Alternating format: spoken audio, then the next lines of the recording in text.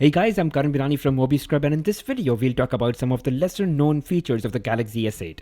These are the small things that also add to the overall appeal of the S8 and make you want it even more. The first one is that you can actually customize the navigation bar at the bottom.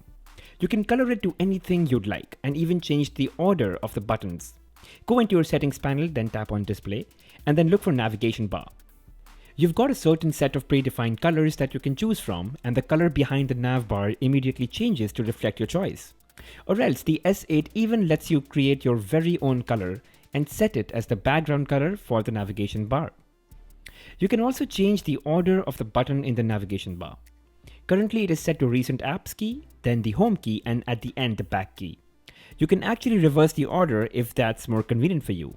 But I actually prefer the back at the right end because I'm a right hand user and I really need to press the back key extremely often. Let's come to the second one. If I'm using my phone using just a single hand, I can conveniently pull down the notification panel without really stretching out. And I can do that by just swiping down and up on the fingerprint sensor at the back. To activate this feature, you can go into settings and then tap on to advanced features. Look for finger sensor gestures and you can tap to activate. So it gives an animated GIF tutorial to explain how you can use this feature, and it also gives the option to launch Samsung Pay if you were to swipe up on the fingerprint sensor before swiping down.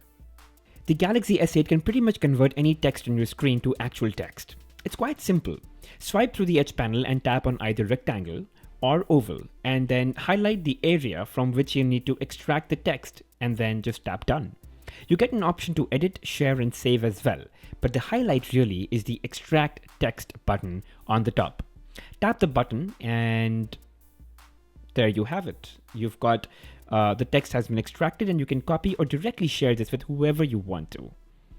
So, I could just go into a messaging app or WhatsApp and just paste it right there. Now the Galaxy S8 ships with the new Samsung's UI and adopts Google's way of launching apps. So if you have to notice, there is no app drawer button, and that's because the Galaxy S8 you can just swipe up to launch the apps drawer and swipe again. But in case you wish to have it back on, you can do it quite easily just by going into settings, then display, and then home screen, and tap on apps button.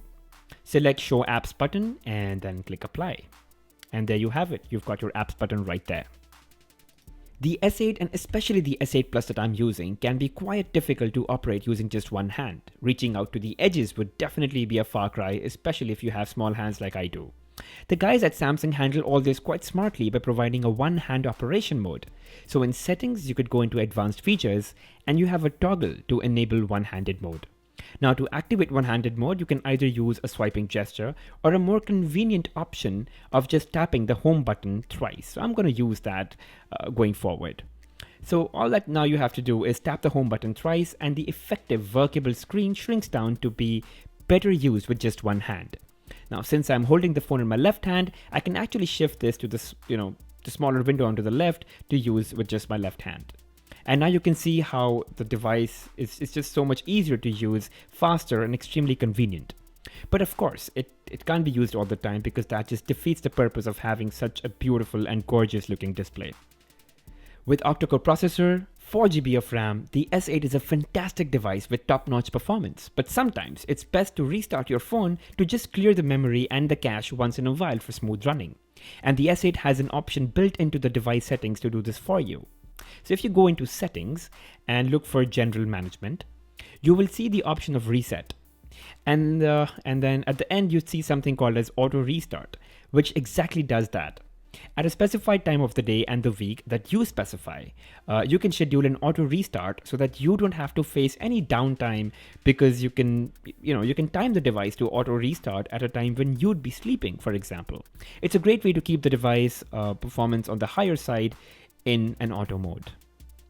The best part of the Galaxy S8 is that it's meant for everything, whether it's playing games, watching movies, or just plain simple awesome usage.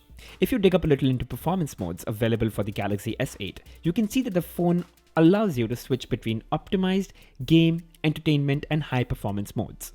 The differences are subtle, but bring out the extra in whatever you are doing to deliver the best experience possible. The differences in each mode are basically in the brightness levels, the resolution at which the display is kept, and whether the video enhancer or the game launcher is enabled or not in that particular mode. Now there is a neat little trick in the camera software of the Galaxy S8 that allows you to place a duplicate shutter button anywhere on the display, which can actually eliminate the problem of not being able to take pictures because of how the shutter key is sometimes placed. A lot of times you just want to take a picture the other way around and you can't press the shutter key all the way because it's on the other edge. But then when you have something like this, it could be really helpful. It can simply be activated inside the camera settings. The Galaxy S8's camera is a pretty awesome one, and it does offer a couple of great modes that allow you to take some kick-ass pictures or videos or even selfies. But it could be painful and time-consuming sometimes to launch the app and then swipe and then look for a mode that you want and then enable that. Instead, you can pretty much place shortcuts onto the home screen to quickly open the camera in that mode. So here's what you do. Tap onto the settings button on top and select Add to Home Screen. Now you can select modes that you want shortcuts to and have them placed on the home screen of your phone for quick access. So let's say I take a couple of ones that I really like, selective focus and hyperlapse and panorama. And now when I go into the home screen, you see that I have panorama, selective focus and hyperlapse right there. And I could just launch a mode directly.